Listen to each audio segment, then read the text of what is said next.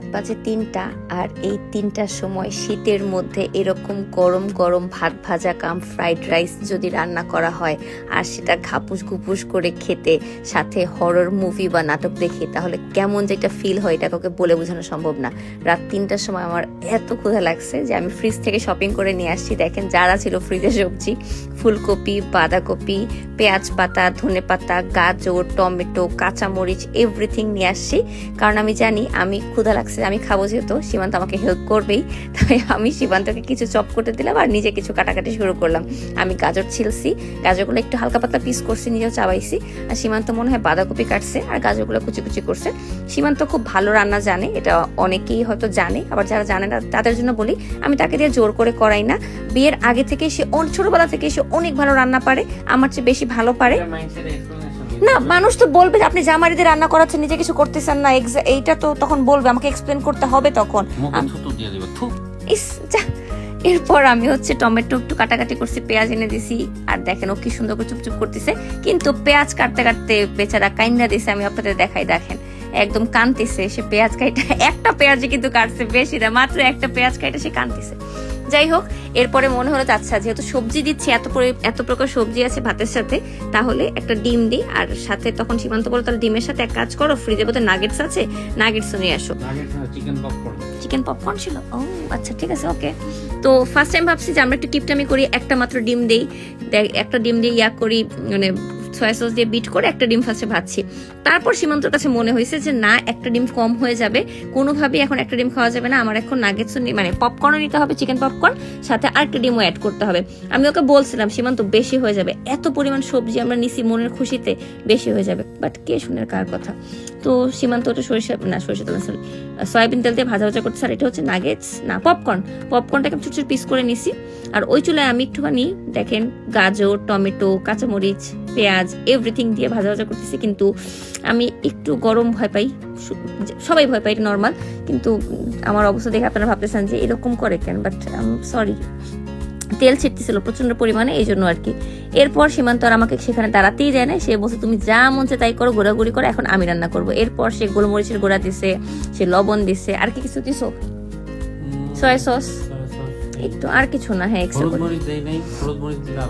হ্যাঁ, বাট হলুদ মরিচ দেওয়া ছাড়া তো আমাদের কি সুন্দর কালার আসছে, যে সয়া সস দিয়েছে, যে এই জন্য। ওই যে সীমান্ত মানে বললাম আপনাকে একটু কিটামি করতে আসলাম একটা ডিম দিয়ে দুজনে, কিন্তু সীমান্ত বললো না, দুইটাই লাগবে, দুইটাই। এর আগে একটা ভিডিওতে আমি বলছিলাম মাস শেষে আমার কিছু নাই বাসায়, খালি ডিম আছে, তাই ডিম দিয়ে খালি আজকে খাচ্ছি আমার রামেনটা। এই জন্য মানুষ যে আমার ধুইয়া কি পরিমাণ পচাইছে, যে আপনার মতো বড় লোক মানুষ হেন না তেনা। ভাই, মাসের শেষ, বাজার শেষ হতেই পারে, এটা বলাতে কোনো মহাভারত অশুদ্ধ হয় নাই। আমার বাসায় আজকে সসেজ নাই, ড্রেসিং সল্ট নেই, মাসের শেষ হতেই পারে, এটা নর্মাল, এটা খুবই নর্মাল, এটা বলাতে লজ্জার কিছু নাই। এখানে গাজর, পেঁয়াজ পাতা, মটরশুঁটি ছিল একটু ফ্রিজে, সেটা, পরে ডিম, সবকিছু একসাথে ভাজা ভাজা করতেছি। আর এখানে আমি নাচতেছি, কারণ সীমান্ত আমাকে কিছু করতে দিবে না, আমি যদি চাইও তাও সে করতে দিবে না, কারণ সে ভালো পারে আমার চেয়ে। হ্যাঁ, আমি খারাপ পারি তার মানে এই না, এটা বলো একটু মানুষকে, তার মানে কি না, জাস্ট যাও প্লিজ, আমার সাথে কথা বলবো না তুমি আর। এরপর সে ভাতটাকে নিয়ে তেল দিয়ে ভাজা ভাজা করছে, ওটা আমি আলাদা ভাবছি। থ্যাংক ইউ, আমার সাথে কথা বলবো না তুমি আজকে।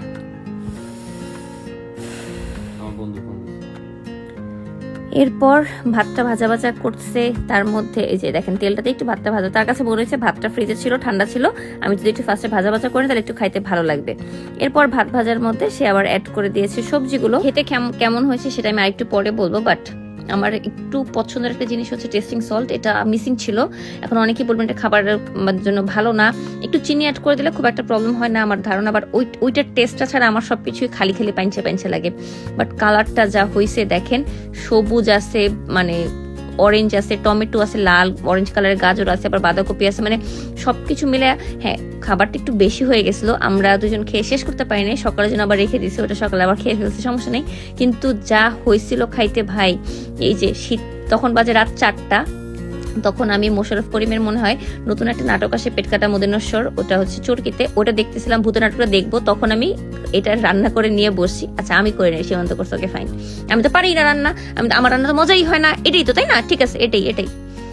বাট একদম ধোয়া উঠা গরম, এটাই বলছো তুমি এটাই বলছো, না এটাই। আমি পুরো মুখ পুরায় পুরায় খাচ্ছিলাম। আর মোশাররফ করিমের ভাগ্য ভালো নাটকটা দেখতেছিলাম কালকে, ভালোই লাগছে। চরকিতে আপনারা চাইলে দেখতে পারেন, পেট কাটা মদিনুর সাথে না শান্ত। আমি এর আগে এপিসোড দেখে ফেলছি। আর মোশাররফ করিমের নাটক তো টপ নচ অল টাইম ভাই। কেমনে পসিবল এত প্রত্যেকটা চরিত্রে এত সুন্দর করে তার হাসিটা দেয়। উফ আল্লাহ।